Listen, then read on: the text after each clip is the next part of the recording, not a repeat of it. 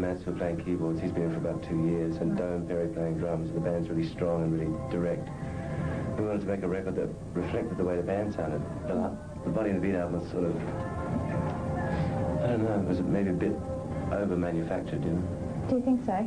Slightly, it's good, but it's different. Yeah. It is very different. Of course, Alan was associated with the band before he joined as a member, though, wasn't he? Yeah, he produced Rain.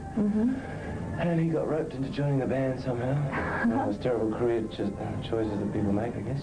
What about working, you work on the road? How tough is that? It's not tough at all. It's a great job.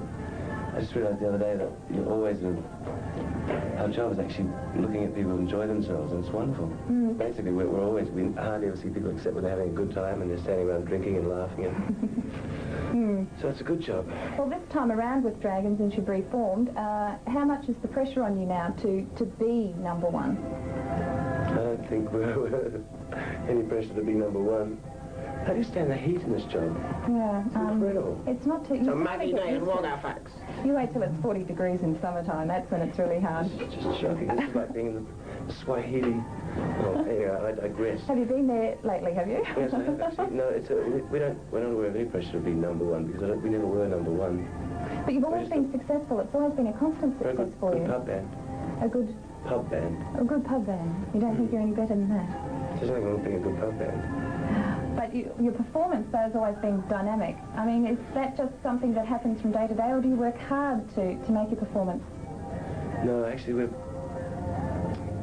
a bit strange in that we tend to play the way we feel at the time. You know, we just kind of, the way we are on stage used to reflect a lot of things that happened to us during the day. You know, we get angry because we smashed the car or something, but no, it's a sort of pretty level thing because the band's so professional. We've been doing it so long.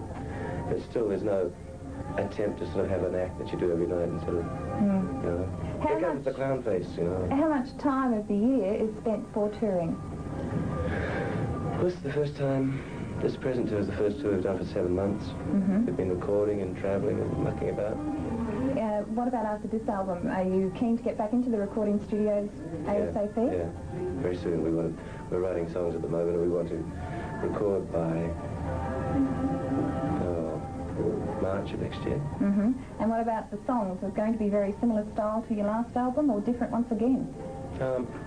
They'll be similar to the Dreams of Ordinary Men style, I would think, because the band is solid now, the lineup's solid, so we'll just carry on recording in that fashion. Well, you've been a little bit like a woman's weight, constantly up and down with the band with different things. Publicity over different things, losing a couple of band members and things like that, and also the stage antics of a certain song called A Little Miss Mercy. How's that affected the band, morale-wise? It takes a lot to affect the morale of the band, actually. Does it? Yeah. We're fairly solid in purpose. Outside things don't really affect us at all. It has to be an advantage. Of course, everyone talks about the Australian band Dragon, but of course when things go wrong, you're called a New Zealand band, aren't you? It's amazing how the press does it. What about coming over to Australia in the first place? Why the move? Well, New Zealand was pretty, I mean, it's very pretty, but it's very boring sometimes. And we were sort of young, we were 19. We thought we wanted to get out of it. We actually wanted to go to Canada. We wanted to go anywhere apart from seeing other sheep, you know. Even though New Zealand's beautiful, there wasn't enough room for us. Do you want to say hello to all the New Zealand viewers? Hiya, babies. Kia ora, tēnā koe. What about overseas, or your success over there? Is it very important to Dragon to crack the international market? Because people always put a lot of emphasis on that. The band's ambitious, but you see, the recording business is made up of people who spend money on product. They think, we're signed to a record company, and the record company says we'll spend $400,000 on a gamble that this band will have good songs, you know. So when you say, do we want to make it overseas, I think as in any industry, people want to get their product out. If you spend $400,000, you obviously want to get a bigger market for it. So yeah, the band wants to go overseas, but also the people that sort of own the product want to do that.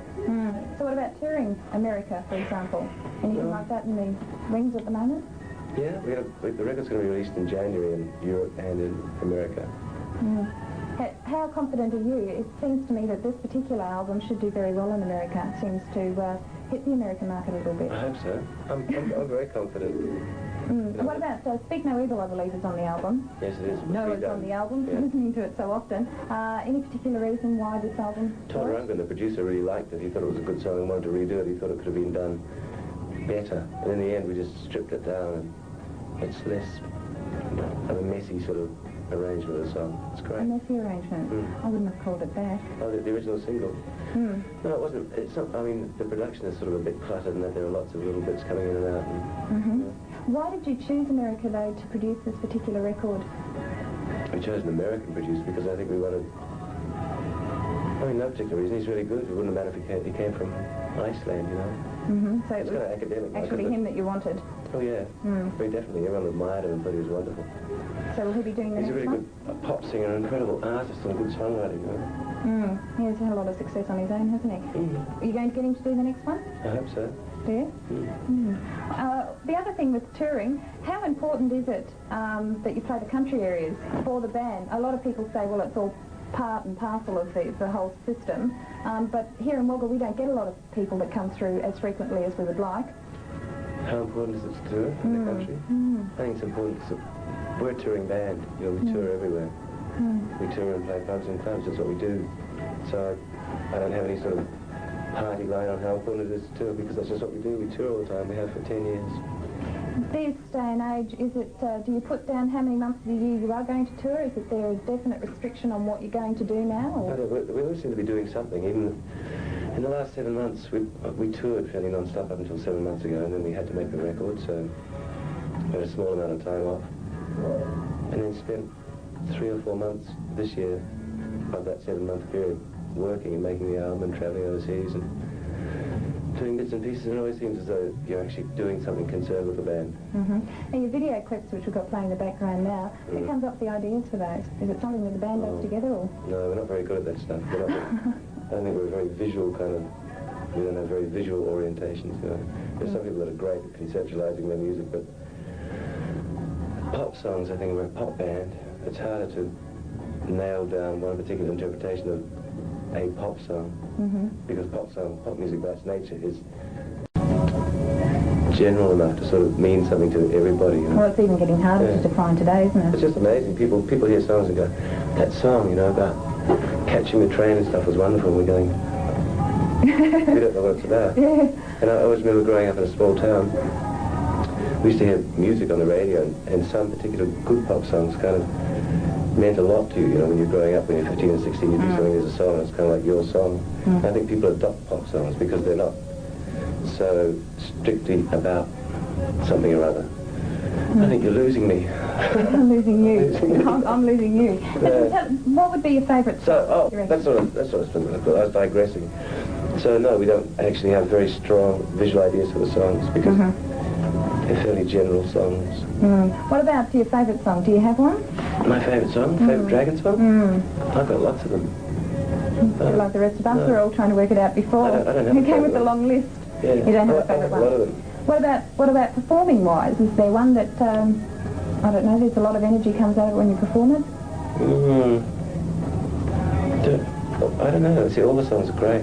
I can't think. I hate that when I wake up. I have to do them all. That's true, but there must be one that's a particular favourite, isn't there? You really want me to name my particular favourite? I really want to know. A particularly favourite song. All right, it is our new single. Is it? Dreams of Ordinary Men.